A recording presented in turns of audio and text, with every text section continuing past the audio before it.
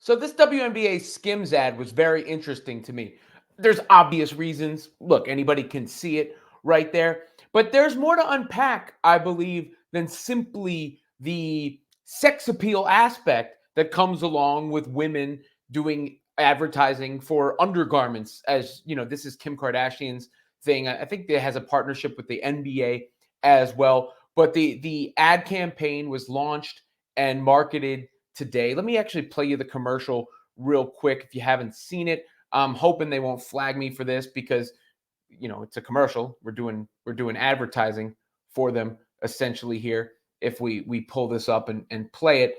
And that was a big sort of moment, a breakout moment. It hit people and it got a lot of attention, which is the goal of any campaign, right? To get a lot of attention. And that was the case with what Kim K and the WNBA launched. So here's the commercial.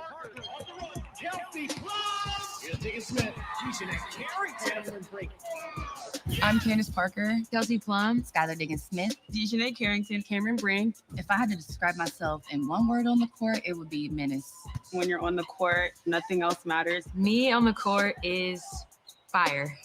I'm just ready to go to work. I want my legacy to be that I left the game in a better place. Everybody is wearing Skims. And that is a perfect advertisement because it does give skill appeal. I mentioned, it doesn't take a rocket scientist to see what someone might be going for with the instant image grab, right? And that makes sense too. Because remember Bill Burr did the whole comedy sketch about how, you can't expect men to watch the WNBA too. Women are going to have to support the WNBA. Men are watching men's sports. It was a funny bit. It was basically about why the revenue isn't as high for women's sports. And, you have to understand the men's leagues are making more money. Therefore, the men are getting paid more. But I do think this is a way to possibly also appeal to a male audience. But the key is it can't be just looks. And this is expanding beyond Caitlin Clark. As I've said, the WNBA is growing. Women's basketball is growing for what happens on the court. Caitlin Clark has brought all this attention for what she does on the court. I wouldn't think of her as a sex symbol in any way. But on top of that, you've got the up-and-coming stars of the next generation in Paige Beckers and Juju Watkins. You've got the ladies of the WNBA today. Asia Wilson just got the shoe deal. But this was a lot of other women who were being recognized. But as you see there, they're talking about what they do on the court. They're talking about their skill. And I want to compare the WNBA to the WWE for a second here.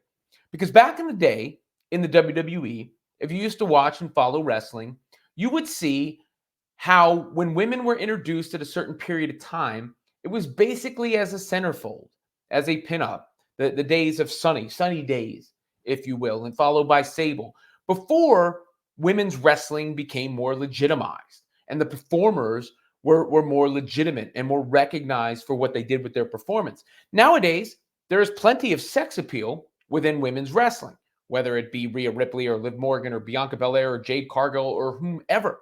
But the foundation of it is the skill and what they're able to do in the ring. The rest of it is extra. It helps to be photogenic, is the way I put it, with some of those ladies when Jade and Bianca stand next to each other.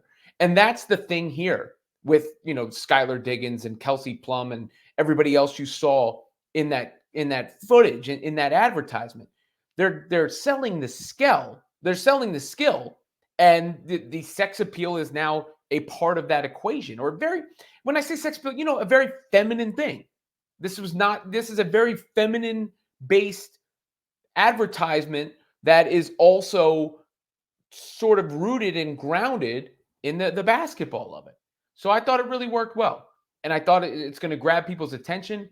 I thought it was done tastefully. There was nothing about it that was out of pocket or, risque. They were modeling the product, which has the partnership with the league, and they were selling the game. And I don't think that hurts the WNBA if you can say, these ladies can really ball, and you might get some casual fans who weren't going to stop. because some of these ladies could make your jaw drop too. And, that's, I hope I'm not saying anything out of turn. I'm trying to express a point here and analyze the situation. But I do think that the Skims WNBA partnership makes a lot of sense. And you're going to continue to see more and more stars made in the league. And maybe this is a way to appeal to, an even wider demographic than we're seeing with the WNBA.